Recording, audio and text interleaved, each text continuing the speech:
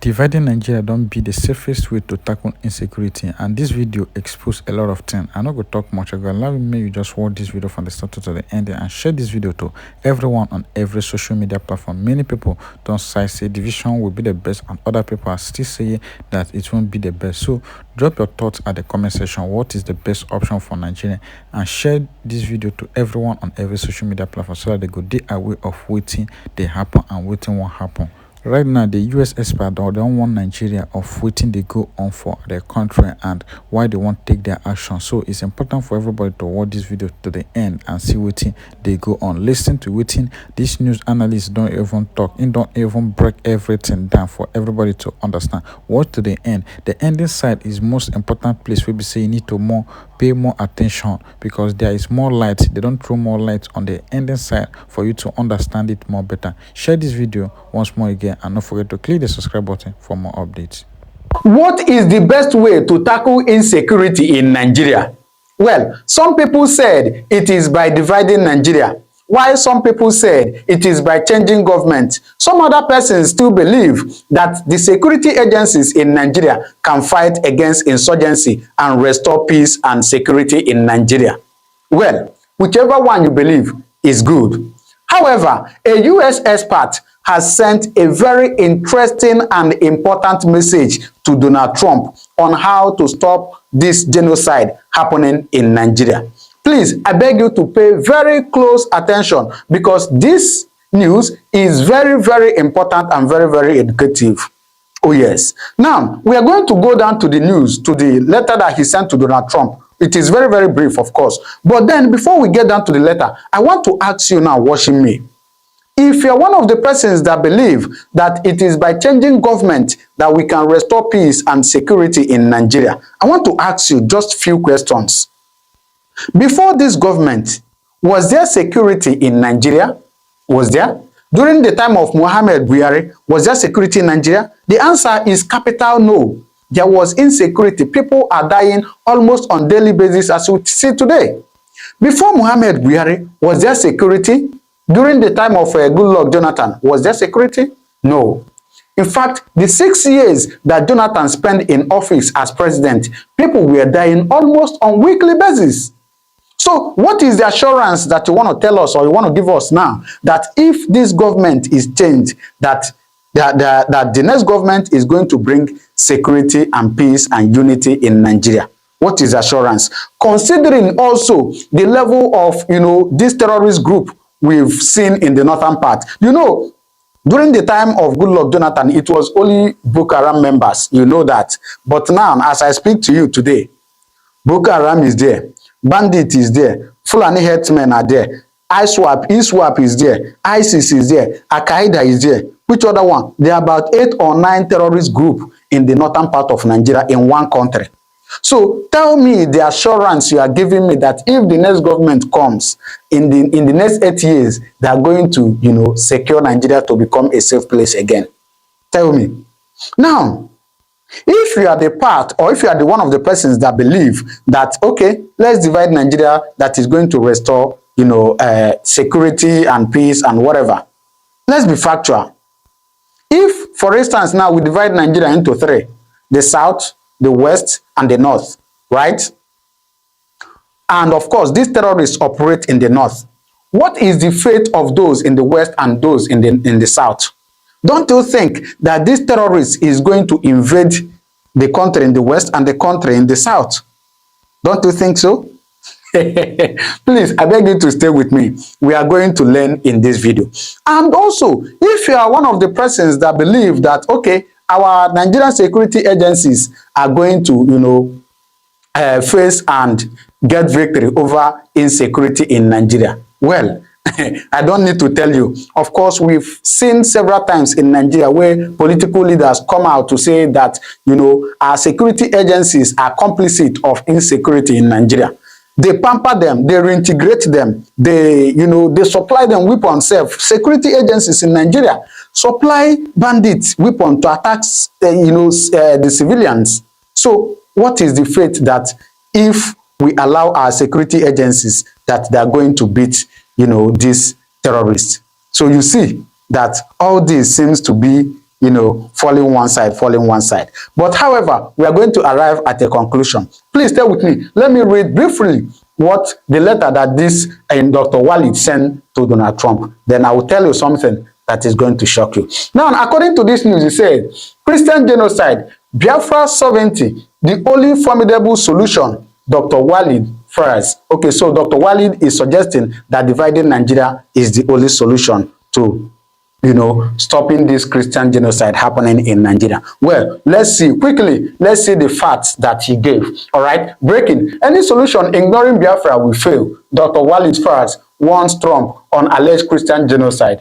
A U.S. foreign policy analyst, Walid Farr, has reportedly told Donald Trump that any lasting solution to the alleged Christian genocide in Nigeria must address the Biafra question. All right. According to Farr, efforts that overlook the political and historical grievances tied to the Biafra will remain inconclusive and ineffective. Okay? Finally, this is the final part. It says, he argued that resolving the deeper structural issues surrounding the region is key to achieving sustainable peace and protecting vulnerable communities. The statement has sparked renewed debate over the role of Biafra in Nigerians' ongoing security and religious tension. The only solution to Nigerian problem seemed to be the recognition of Biafra state. So, according to Dr. Wali Faraz, his own opinion is that Nigeria should be divided. In fact, he made this specifically that the question of Biafra must be answered, which is, creating the Republic of Biafra. Well, I must say that for me, I think that the division of Nigeria is the best way. My reasons are, of course, we know a country that is called Israel today, right? Israel is living in the midst of their enemies. I hope you know that. They are surrounded by their enemies. I hope you know that is why you see Israel is always fighting every now and then. From year to year, they are fighting because they are living in the midst of their enemies. And yet, they are living. You know that, right? So, there's a very popular saying in Igbo that Naman Jimbabu Yalogo. No, you can't say because your enemies are here and so you don't want to be. You want to go and be with your enemies to, to destroy your own. It doesn't happen. And of course, when you live together, when you divide, and with all sincerity from every country around, you can bring security and fight the insurgency. But as it is now, security agencies in Nigeria are not helping the issue. The other day, we saw the chief of defense staff came out to say that they reintegrate terrorists, that when they catch them, they don't unalive them, they don't kill them, they reintegrate them into the society or into the army. So tell me. And of course, in several cases, we've seen where army caught, soldiers that supplied these bandits money. Of course, we have also had, what is his name? Sheikh Gumi come out to say that the government knows every terrorist by name and by location. He has said it on public news. So you see that the government, the security agencies are not helping out. So if you say that our security agencies are going to fight and defeat terrorists, I don't see how possible is that. If you say that the next government or another change of regime or the change of government, whichever one, is going to bring, stability in Nigeria. How? Good Lord Jonathan couldn't do it. Buhari, who is also a Fulani man, couldn't, defeat his brothers. Now Tinubu is there, a Yoruba man, and we've seen the issue has gotten worse. And now you are telling me that if probably Atiku or Peter Obi or Kwankwaso, that if any of them gets there as the president, that is going to stop security? Let's be sincere to ourselves. However, I'm going to play a very short video for you where a Nigerian soldier said something that is very, very interesting about this I've just said. Please, I want to beg you to pay very close attention because this is very, very important. Please, listen to him. I will back to tell you something that will shock you also. They can Islamize this country. They think about Taliban. They think about the Mujahideens. And they want to replicate it in this country. And they don't care what happened. They simply don't care. As long as at the end of the day, there's Sharia and there is whatever thing they have in their head they want to achieve. So these people that are sending messages are sponsored by Nigerians. You remember this Boko Haram issue started since 2012. Yeah. And I was in the military intelligence that time. We arrested those people. It is my organization that actually conducts interrogation and interview. They mention names. I can't come on the air and start mentioning names of people that are presently in government now that I know, presently in government, that the boys that we arrested mentioned. Some of them are governors now. Some of them are in the Senate. Some of them are in Asu Rock. The intention is to Islamize Nigeria and practice Sharia. And it doesn't matter if some people die. It doesn't matter if you're embarrassed. It doesn't matter if our economy has degenerated. Look at the interest rate. Look at the inflation rate. Look at the debt profile of Nigeria. They don't care. As long as at the end, Quran is at the sea. So some people in this country have this mindset. And we must tell the truth. If you tell the truth, you die. If you don't tell it, you die. Some people have this mindset to Islamize the nation. And they are in the government. And people know them. The DSS know them. The NIA know them. The DIA knows them. You can't succeed without an inside person. And this attack you saw has insiders collaboration. I am surprised that a lot of you guys are nagging online saying that why would our chief of defense staff made a crucial statement like this, saying that Boko Haram and bandits should be pardoned. Are you surprised? Wait, now today we know say buying of people in Nigeria is politics. Now today we know. My problem I have with our chief of defense staff is this: as no being family member that they buy for war front, as no being cousin and no being relative, they no fit turn down that request from the federal government, because I know that appointment given to them, they take it like a very big privilege, and they take them like, see, if they no grab them to use them do unnecessary things, it no go better for them. And they no even reason am say one day they go buy, and they no reason am say for this world where we dey, you can do your own and go. But the good things where you do, now you go speak well for your children, and now you go make the country better if you are no more. If those our past leaders commit a lot of atrocities like this, by now this country be for even as far as we even dey inside hell now. If this country for be more hell for us to stay, if to say our past government behave like this. So now I am not surprised by hearing this from him.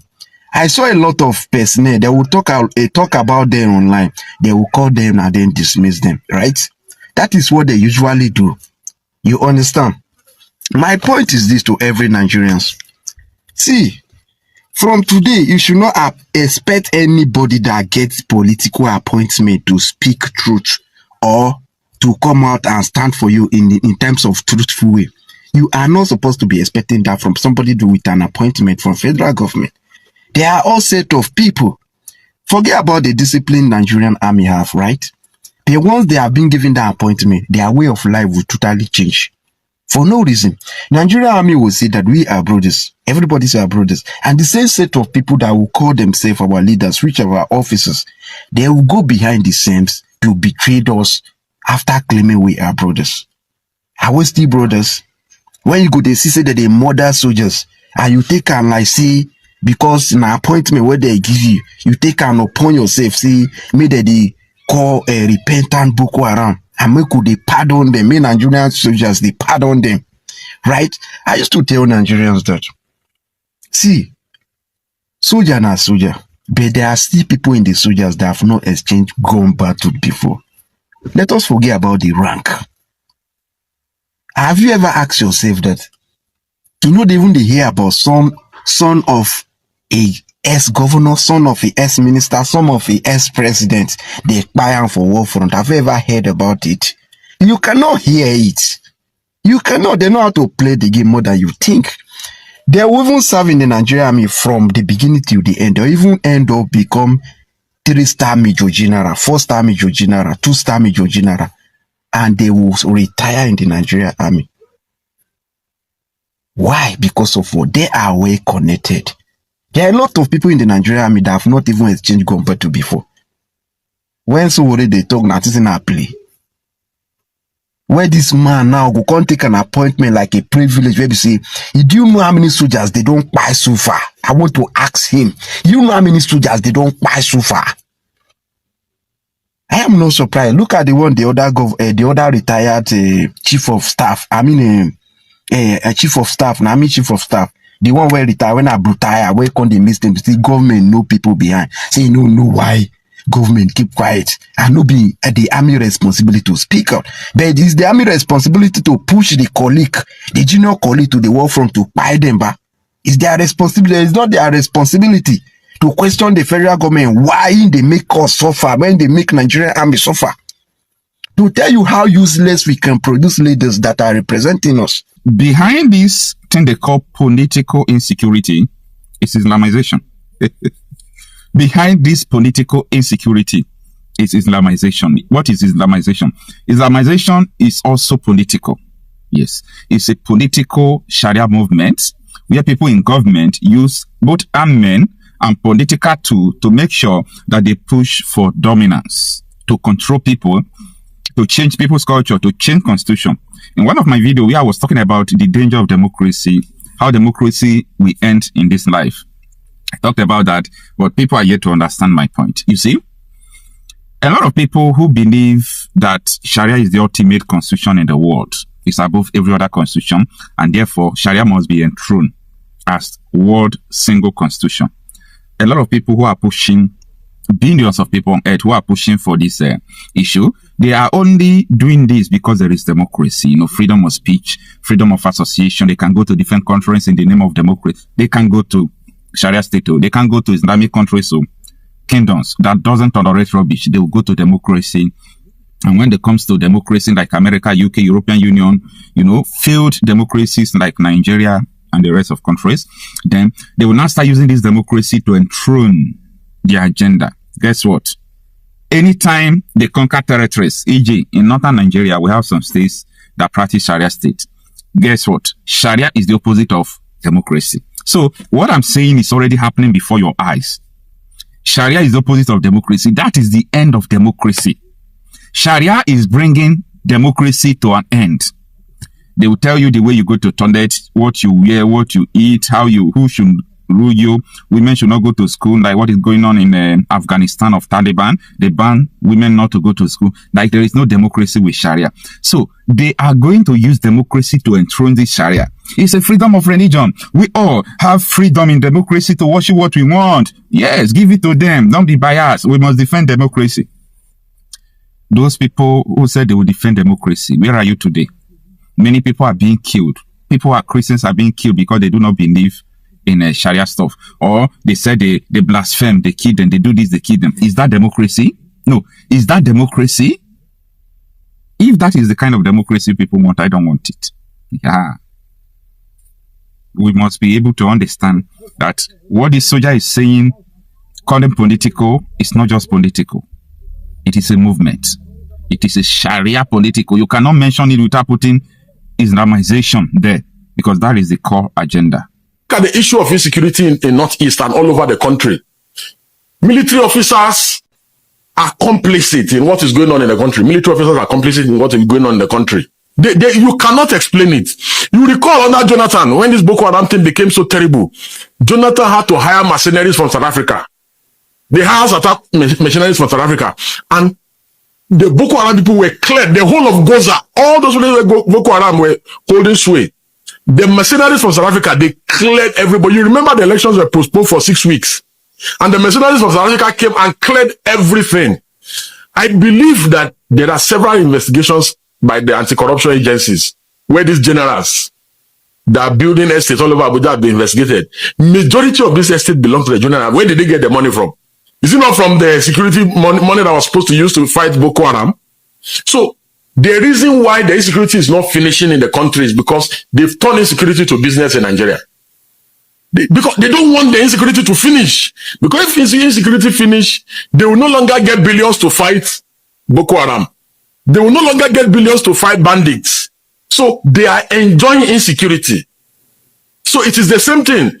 What today, I'm telling you, if you remove the military, because they are not willing to fight the bandits, They're not willing to fight Boko Haram.